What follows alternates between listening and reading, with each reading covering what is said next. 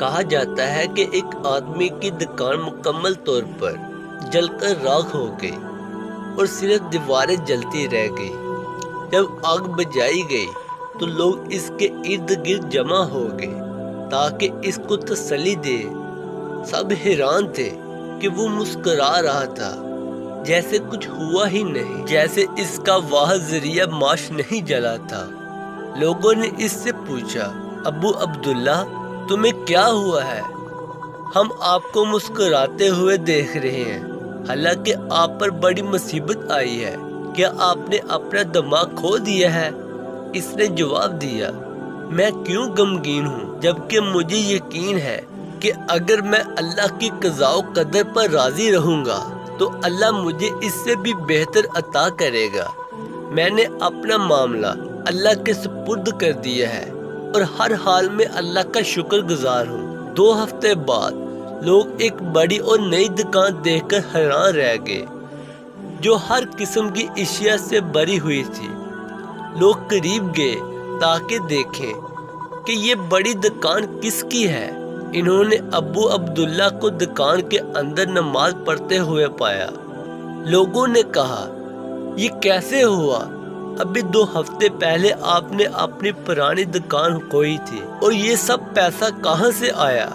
ابو عبداللہ مسکرایا اور کہا، کیا میں نے تم سے نہیں کہا تھا کہ مجھے یقین ہے کہ اللہ مجھے عطا کرے گا؟ اللہ کی قسم، اس نے اپنے عطا سے مجھے حیران کر دیا۔ جمعے کی صبح میرے پاس اپنے بچوں کے کھانے کے پیسے بھی نہیں تھے۔ میری بیوی نے کہا کہ وہ اپنی بہن سے قرضہ لینے جا رہی ہے۔ وہ گئی اور 1 منٹ کے بعد کچھ پیسے لے کر واپس آ گئی۔ میں نے وہ پیسے لیے اور مچھلی کے بازار چلا گیا۔ میں نے ایک مچھیرے کو ایک چھوٹی سی مچھلی ہاتھ میں لیے دیکھا اور لوگوں سے 200 دینار میں اسے خریدنے کے لیے التجا کر رہا تھا۔ یہ قیمت مچھلی کے لیے مناسب نہیں تھی اور کچھ لوگ صرف 50 دینار دے رہے تھے۔ میں اس کے قریب گیا اور پوچھا، آپ اس کو اتنی زیادہ قیمت میں کیوں بیچ رہے ہیں؟ اس نے جواب دیا، میری بیٹی بیمار ہے اور میں نے سمندر سے صرف یہ مچھلی حاصل کی ہے اور مجھے اس پیسے کی پوری ضرورت ہے تاکہ میں مکمل دوا خرید سکوں۔ میں اس کے حال اور حالات پر افسوس کیا اور کہا، میں اسے اللہ کی راہ میں صدقے کے طور پر لے لوں گا۔ میں نے اسے 200 دینار دیے اور مچھلی لے لی۔ پھر میں گھر واپس آیا اور اپنی بیوی سے اسے تیار کرنے کو کہا۔